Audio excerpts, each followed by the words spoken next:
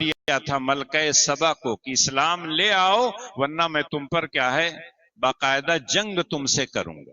اس کے بعد جب اس کو پتا چلا تو اپنے حواری مواری تمام وزراء سے مشورہ کیا اور ان لوگوں نے کہا کہ آپ کو پورا اختیار ہے، آپ مالک ہیں سلطنت کی، جو آپ کہیں گے ہم کرنے کے لیے تیار، اگر کہنا ہے لڑنے کے لیے تو ہم لڑنے کے لیے تیار ہیں، اگر آپ کا ہے اس اسلام کو قبول کرتی ہیں جس کی دعوت حضرت سلیمان دے رہے ہیں تو ہم آپ کی بات کو مان لیں گے۔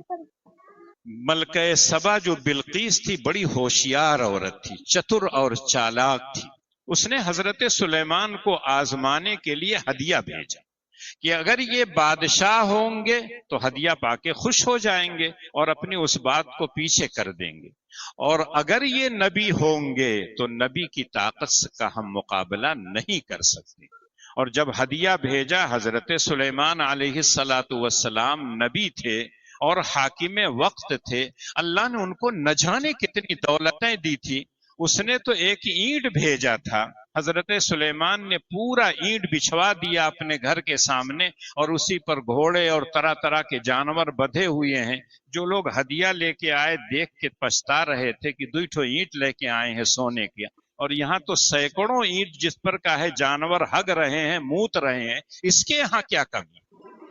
آپ کسی کے ہاں دوٹھو دسہری لے کے جائیں اور پورا باغ اس کا ہو جس میں دسہری کا پھل لگتا ہو، تو جو لے کے جائے گا ہدیہ وہ سوچنے پر مجبور ہوگا کہ ایسے آدمی کو دوٹھو دسہری میں کیا دوں، اس کے پاس تو کوئی اور چیز لانا چاہیے تھا۔ تو حضرت سلیمان نے یہ دے کے واپس جب کیا تو وہ سمجھ گئے کہ یہ بادشاہ نہیں ہیں، بادشاہ اگر ہوتے تو بادشاہوں کی صفت قرآن کہتا ہے ان الملوک اذا دخلوا قریۃ افسدوها وجعلوا اعزۃ اہلها اذلہ۔ بادشاہوں کی عادت یہ ہوتی ہے جب کسی ملک پر قبضہ ہوتا ہے تو جو وہاں کے شریف لوگ ہوتے ہیں ان کو ذلیل بنا دیتا اور پورے شہر کو برباد کر دیتے ہیں۔ لیکن نبیوں کی یہ خاصیت نہیں ہوتی، نبی تو آباد کرتے ہیں، وہ برباد نہیں کرتے۔ بلقیس فوراً سمجھ گئی۔ تو حضرت سلیمان علیہ السلام نے اپنے جو ان کے تھے جنات اور دوسرے لوگ سب سے کہا کون لے آئے گا ملکہ سبا کا عرش، اس کا تخت وہاں سے اٹھا کے لے آؤ۔ تو دو نے، ایک تو جنات بہت بڑا تھا، اس نے کہا کہ میں اس تخت کو لے آؤں گا آپ کے مجلس سے اٹھنے سے پہلے۔ قال عفریت من الجن انا آتیک بہ قبل ان تقوم من المجلس۔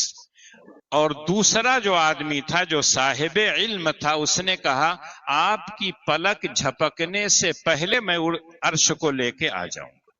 اور اس نے ویسا کیا۔ جب لے کے آ گیا عرش کو، اس کے تخت کو، کہاں یمن حضرموت اور کہاں حضرت سلیمان علیہ السلام، جب آ گیا فلما رآہ مستقرا، جب اپنے پاس بلقیس کے تخت کو انہوں نے دیکھا کہ یہ آ گیا ہے اتنی دور سے اتنی دیر میں، تو حضرت سلیمان علیہ السلام نے کہا ھذا من فضل ربی لیبلونی ااشکر ام اکفر۔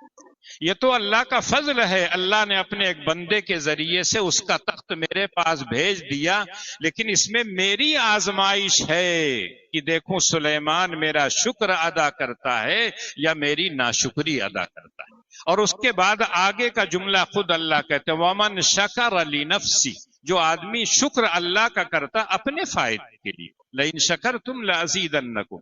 اور جو آدمی ناشکری کرے گا اس کا نقصان خود وہ اٹھائے گا، اللہ کا کوئی نقصان نہیں ہوگا۔ یہ جملہ حضرت سلیمان ہی کا ہے ھذا من فضل ربی، لیکن اس کے آگے کا جو جملہ ہے وہ اگر نہیں لکھتے ہیں تو کم سے کم دل میں ہونا چاہیے لیبلونی ااشکر ام اکفر۔ قارون نے تو کہا تھا میں نے اپنے بلبوتے پر یہ دولت کمائی ہے، جیسے چاہوں میں استعمال کروں، کوئی مجھ کو روک نہیں سکتا ہے۔ حضرت سلیمان کو اللہ نے اتنی بڑی سلطنت عطا کی تھی، لیکن جب ان کے واقعات کو پڑھیے قرآن سورہ نمل میں کہتا ہے قال رب اوزعنی ان اشکر نعمتک التی انعمت علی وعلى والدي وأن أعمل صالحا ترضاه وأدخلني برحمتك في عبادك الصالحين۔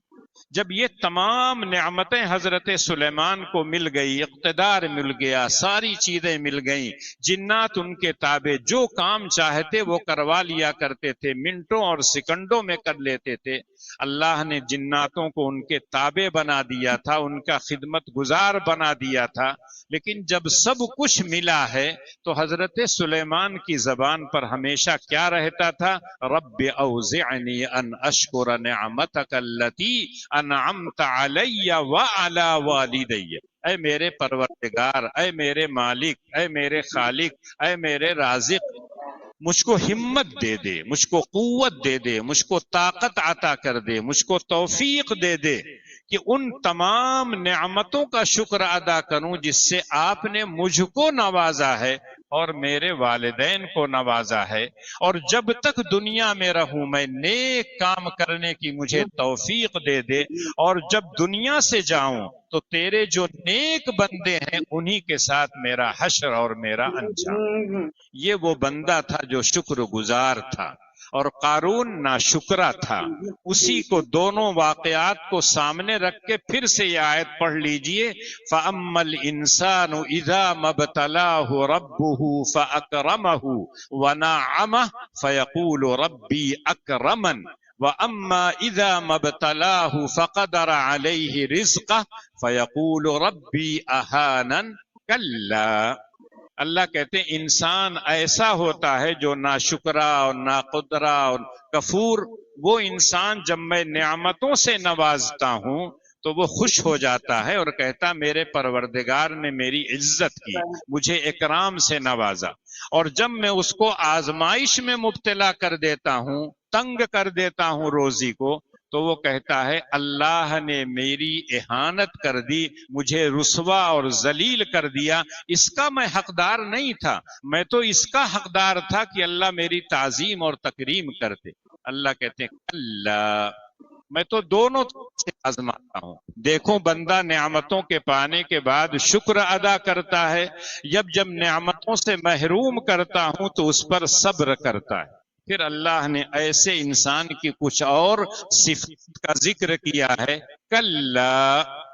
ایسا ہرگز نہیں ہوتا جو انسان یہ سوچتا ہے نعمتیں جو ملتی ہیں وہ اس وجہ سے کہ میں اللہ کا محبوب ہوں،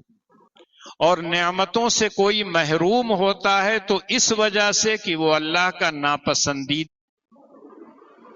ہے۔ یہ معیار نہیں۔